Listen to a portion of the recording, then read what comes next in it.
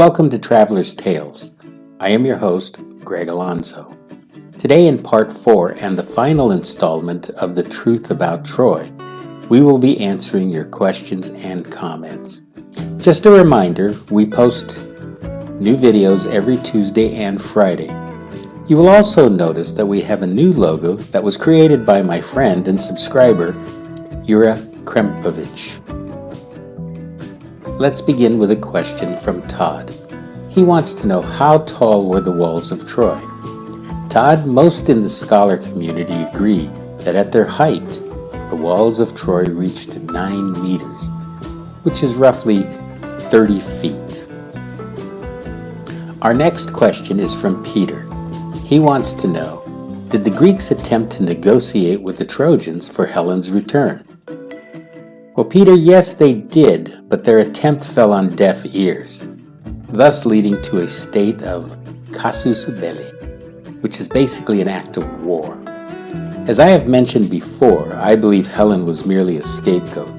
Authors such as Aristophanes and Cicero are known for playing down Helen's actual role in the Trojan War, while Euripides and Herodotus believe that she sat the war out in Egypt. Let's press on. Paula commented that she does not speak Greek, so what does kartistos mean? Paula, kartistos means to the strongest. According to lore, when Alexander the Great was on his deathbed, his generals asked, "To whom do you leave your empire?" Alexander replied, "Kartistos." This is most likely poetic license. Nevertheless, it makes for a befitting end to his life. Here's a good question from Ben. During the Bronze Age, did the warriors ride chariots? Yes, in fact, Ben. Chariots were at their peak of their popularity and seen as the tanks of their day. Eventually, cavalry became the dominant assault force, and there were no longer chariots on the field. Moving right along, Gary wants to know, how did the Trojans withstand a 10-year siege? Well, Gary, I come from the opinion that the city under siege oftentimes has the advantage. As long as the Trojans had access to an ample supply of water and their grain silos were full, they could and did hold out. I often joke that until all of the dogs, cats, and rats have been eaten, a siege will continue to go on and on. Freddie asked, did the Greeks have catapults? Throughout antiquity, warriors have made use of catapults, trebuchets, ballistas, and slingers.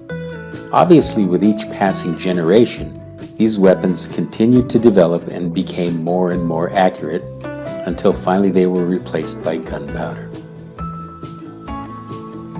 Here's a very good question from Simone. Simone wants to know, during the Bronze Age, was there an international language? Well, most likely. Scholars often point to Indo-Aryan. This is a language that was spoken by the peoples of the Iranian plain. The language seemed to gain popularity and continued to develop during the Bronze Age, roughly from around 2500 before the Common Era. Shoshana has asked, did the Trojans have plumbing? Shoshana, my answer is yes. We know for a fact that since the time of the Minoans, the more developed cities had plumbing. So why then wouldn't Troy? Zhenya wants to know, what was the population of Troy?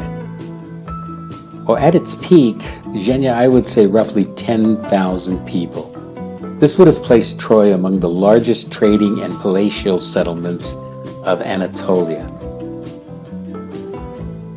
Our last comment is from John. He goes on to say, in all honesty, I have never understood why we read the classics. Well, thank you for your clear and frank explanation of a book that I thought was purely fiction. Well, John, let me say, what we gain from reading the Iliad are 7 primary themes that epitomize the views of the people from the Bronze Age. Let's take a look at the first one, fate. Now, to the ancient Greeks, fate did not determine every incident, yet it does determine the outcome of a life. An ancient proverb states that a man's fate is a man's fate. All else is but illusion. The second major theme of the Iliad is Kleos. Now, Kleos means glory or fame. And if we recall our hero, Achilles chose Kleos over a long life. The third major theme is pride.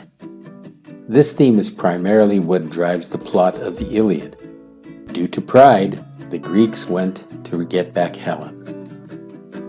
On the other hand, the Trojans refused to return Helen and deferred to the pride of their prince. The next major theme is respect or honor. In antiquity, one's station in life and respect was dependent on his accomplishments. The Greeks referred to this as time. The fifth theme of the Iliad is hubris. Put simply, anger creates distance between people, and if left unresolved, the outcome can be war and destruction. The sixth major theme of Homer's classic would be menis. This is translated as rage, and rage left unchecked will only lead to one's downfall. And we see this with so many of the central characters of the Iliad. The final theme of the Iliad is nostros. Translated, it means homecoming or return. This, in fact, is the major theme of Homer's Odyssey, in which we will cover in depth in our next video.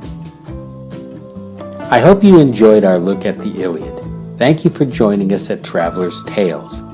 Please remember to like and subscribe, and this will help our channel grow.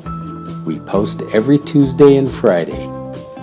Once again, thank you, and Kartistos.